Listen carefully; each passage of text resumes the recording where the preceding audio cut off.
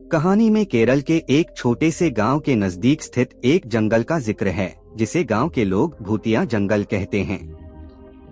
कहा जाता है कि इस जंगल में एक प्राचीन आत्मा का निवास है और जो भी इस जंगल में जाता है वह कभी लौटकर नहीं आता।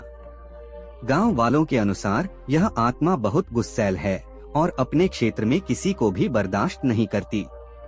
लोगों का मानना है कि रात के समय इस जंगल में अजीबोगरीब आवाजें, फुसफुसाहटें और पेड़ों के पीछे छुपी परछाइयां देखी जा सकती हैं। यहाँ तक कि कई बार किसी के हंसने, रोने और चीखने की आवाजें भी सुनाई देती हैं। जंगल का माहौल हमेशा रहस्यमय और भयानक बना रहता है, जिससे लोग वहाँ जाने से डरते हैं। एक दिन गांव के कुछ साहसी लड़कों ने इन कहानियों को झूठ मानते हुए इस जंगल में रात को जाने का फैसला किया। उन्होंने सोचा कि वे भूत प्रेत जैसी बातों पर विश्वास नहीं करते और इस रहस्य का खुलासा करेंगे। रात के समय जब वे जंगल में पहुंचे तो शुरुआत में सब कुछ शांत लग रहा था, लेकिन धीरे धीरे अजीब घटनाएं होने लगीं। चारों ओर एक अजीब सा सन्नाटा था, जो बीच बीच में चीखों और फुसफुसाहटों से टूटता था।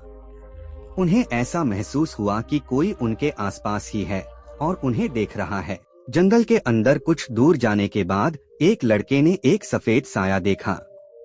वह साया एक औरत का था जो शादी के जोड़े में थी। उसके चेहरे पर भयानक गुस्से का भाव था और उसकी आंखों में आग जल रही थी। यह देखकर लड़के डर गए और वापस लौटने की कोशिश करने लगे, लेकिन रास्ता जैसे गायब हो चुका था। चारों ओर केवल घना अंधेरा और रहस्यमयी आवाजें थीं। अचानक उनमें से एक लड़का चिल्लाया और बाकी सब उसकी ओर भागे, लेकिन वहां उसे ढूंढने पर भी कुछ नहीं मिला। धीरे धीरे बाकी लड़के भी एक एक करके गायब हो गए और उनकी चीखें अंधेरे में खो गईं। सुबह होने पर गांव वाले जंगल के किनारे उनके जूते, टॉर्च और कुछ अन्य सामान देखकर चौंक गए, लेकिन लड़कों का कोई पता नहीं चला। गांव में लोग कहते हैं कि अब भी रात के समय उस जंगल के पास उन लड़कों की चीखें सुनाई देती हैं, जैसे वे मदद के लिए पुकार रहे हों।